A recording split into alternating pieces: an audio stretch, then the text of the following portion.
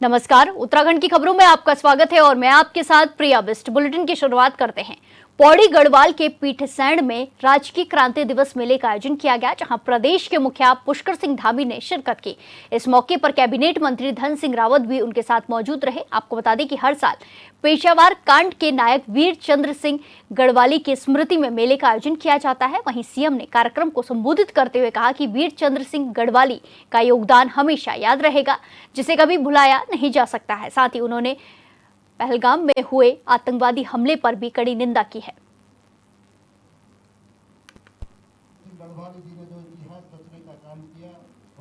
यहाँ की एक संस्कृति है, किस प्रकार से हमारा रहन सहन है, इस प्रकार से भाइयों बहनों जहाँ आर्थिकी बढ़ेगी, रोजगार बढ़ेगा, स्वरोजगार बढ़ेगा, उस क्षेत्र में भी काम कर रहे हैं। इसी प्रकार आदरणीय प्रधानमंत्री जी ने अभी जब वो शीतकालीन यात्रा में हमारे राज्य के अंदर माँ गंगा के मायके में, माँ गंगा का मायका मुखुआ हरसिल में है, और वहां से उन्होंने पूरे देशवासियों से एक अपील की कि आप बेड इन उत्तराखंड यानी कि अपने बच्चों के मांगलिक कामों के लिए जो लोग आज विदेशों में जाते हैं, करोड़ों अरबों रुपया खर्च करते हैं, उनसे भी उन्होंने कहा है कि सबसे अच्छा स्थान इन मंगल कार्यों को करने के लिए देवों के सबसे नजदीक, भगवान के सबसे नजदीक कोई स्थान है तो देवभूमि उत्तराखंड है। इसलिए देवभूमि उत्तराखंड में आएंगे तो हम उस क्षेत्र में भी आज तेजी से काम कर रहे हैं कि ऐसे स्थान विकसित करने पर जोर दे रहे हैं,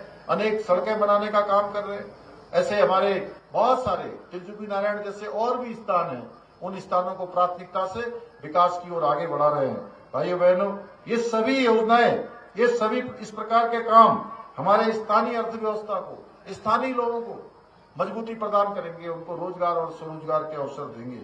इन योजनाओं के द्वारा न केवल रोजगार के अवसर बढ़ रहे हैं, बल्कि पर्यटन और कृषि के क्षेत्र के संभावनाओं के भी अनेक द्वार खुल रहे हैं।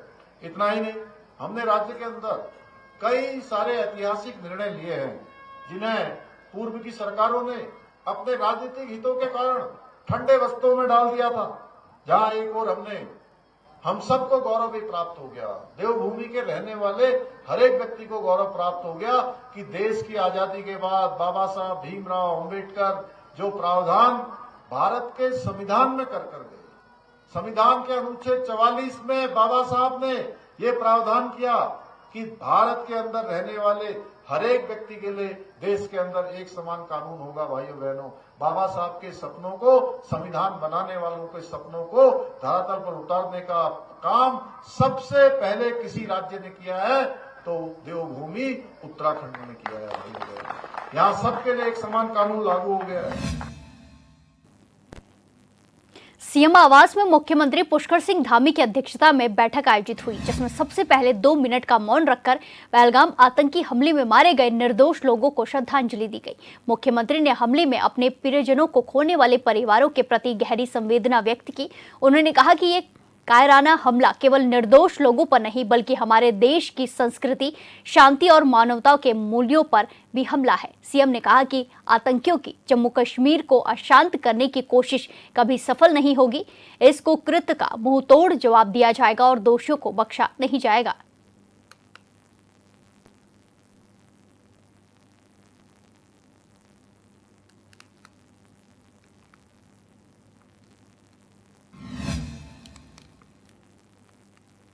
जम्मू कश्मीर के पहलगाम में हुए आतंकी हमले को लेकर देश भर में आक्रोश है। योग गुरु स्वामी रामदेव ने इस आतंकी घटना की तीखी निंदा करते हुए बयान दिया। उन्होंने कहा कि आतंकियों ने धर्म पूछकर लोगों को मारा, हिंदुओं को चुन चुनकर निशाना बनाया गया। इतना ही नहीं, जिन लोगों ने खुद को हिंदू ना बताया उन्हें जबरन कलमा पढ़ने के लिए कहा गया। स्वामी रामदेव ने कहा कि यह आजाद भारत की सबसे शर्मनाक घटनाओं में से एक है।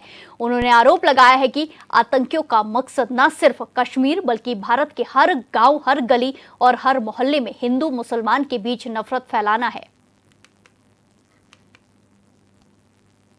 भारत में दिल्ली, मुंबई से लेकर के हमारे तीर्थ स्थानों से लेकर के संवेदनशील जगहों पर दुबक करके छिप करके बैठे हुए। इसलिए मैंने कहा भारत के हर नागरिक को इस समय जागरूक रहने की आवश्यकता, और किसी स्थान पर भी, किसी धर्मस्थल पर, हरिद्वार से लेकर के काशी मथुरा से लेकर के और अयोध्या जी से लेकर के हमारे तिरुपति बालाजी से लेकर के जितने भी हमारे बड़े धर्म के प्रतीक है, स्थान है, तीर्थ है, वहां से लेकर के ये कुछ ऐसे सॉफ्ट टारगेट जहां पर भी ये कर सकते हैं, वहां पर कुछ ना कुछ ये बड़ा कर सकते हैं। और जो भी हिंदू समुदाय में बड़े व्यक्तित्व हैं उनको भी निशाना बना सकते हैं। इसलिए हमको अभी कुछ अतिरिक्त सतर्कताएं बरतनी होगी, जिससे कि किसी भी प्रकार से आतंकी सोच रखने वाले लोग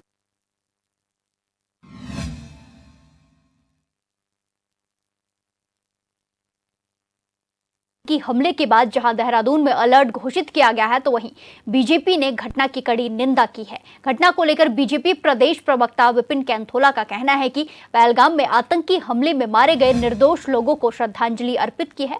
देश और केंद्र सरकार मृतकों के परिजनों के साथ खड़ी है। केंद्रीय गृह मंत्री अमित शाह ने ग्राउंड जीरो पर जाकर सर्च ऑपरेशन का जायजा लिया। सेना के द्वारा लगातार घटना क्षेत्र में सर्च अभियान चलाया जा रहा है और 2 आतंकियों को मारा गया है। देखिए, बहुत ही दुखद है और ये आतंकी घटना इस प्रकार की जम्मू कश्मीर में हुई है। हम जो लोग इसमें जिनकी मृत्यु हुई है, पूरी देश के लोग उनके साथ खड़े हैं, उनके परिवार के साथ खड़े हैं। पूरी सरकार, केंद्र सरकार उनके साथ खड़ी है। माननीय अमित शाह जी हमारे देश के गृह मंत्री हैं, कल शाम से वहीं पे हैं। अभी वो ग्राउंड जीरो में भी जाएंगे।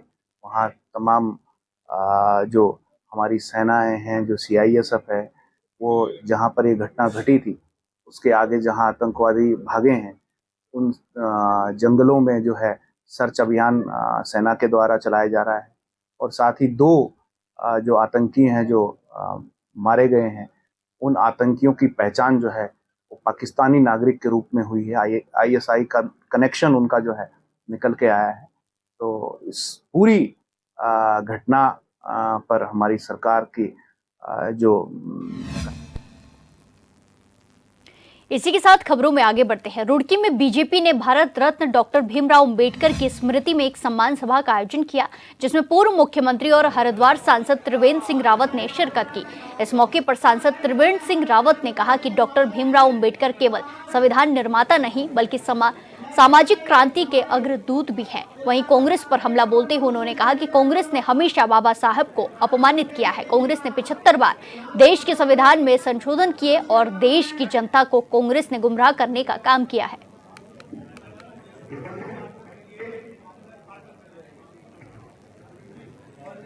बाबा साहब के जो कार्य हैं, जो देश के लिए उनका योगदान है, उसको लेकर आम आदमी को समझाने का प्रयास किया गया है। आज रुड़की में ये विचार गोष्ठी थी बाबा साहब के सम्मान में, और जो भ्रम बाबा साहब को लेकर फैलाया जाता है और कांग्रेस ने जिस तरह से बाबा साहब को हमेशा अपमानित किया, उसको लेकर के आम लोगों को हम ये बताने का प्रयास कर रहे हैं कि बाबा साहब का सही मूल्यांकन क्या है। जो हमारे संग्रहालय हैं, बाबा साहब का जो आलेख हैं, उन्होंने किस तरह से देश को दिशा देने के लिए किस तरह के उनके प्रयास रहे, कांग्रेस ने किस तरह से उसकी उपेक्षा की।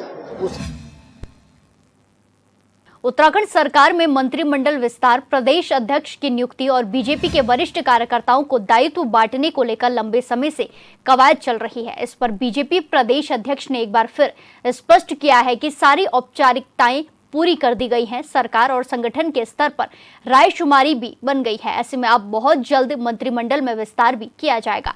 नए प्रदेश अध्यक्ष की नियुक्ति भी जल्द की जाएगी और कार्यकर्ताओं को दायित्व भी दे दिए जाएंगे।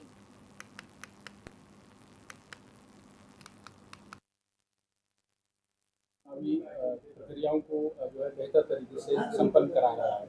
अब स्थिति ये आ गई है कि प्रदेश अध्यक्ष और आपके जो मंत्रिमंडल विस्तार और दायित्वधारियों के लिए क्या कोई नई रणनीति के साथ भारतीय जनता पार्टी मैदान में आ रही है? नहीं, रणनीति कुछ नहीं है। रणनीति बन चुकी है और बहुत जल्दी प्रदेश अध्यक्ष की घोषणा होगी, उनके लिए नामांकन तिथि घोषित होगी, उसका राष्ट्रीय अध्यक्ष का भी होना है और मंत्रिमंडल विस्तार के संदर्भ में भी पार्टी लाइन स्पष्ट है।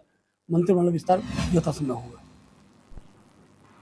नेशनल हेराल्ड केस मामले में राहुल गांधी और सोनिया गांधी के खिलाफ ईडी कार्रवाई कर रही है। इसी को लेकर कांग्रेस लगातार सत्ता पक्ष पर आरोप लगा रही है। पार्टी प्रदेश अध्यक्ष करण माहरा ने कहा कि बीजेपी राहुल गांधी से घबराई हुई है, इसलिए कांग्रेस नेताओं का उत्पीड़न कर रही है। वहीं करण माहरा के इस बयान पर बीजेपी ने पलटवार किया। प्रदेश प्रवक्ता विपिन कैंथोला ने कहा कि देश संविधान से चलता है और जो भी जांच कर रहे हैं वो स्वतंत्र एजेंसी कर रही है। उन्होंने कहा कि अगर लगातार कार्रवाई हो रही है तो जरूर कुछ गड़बड़ है।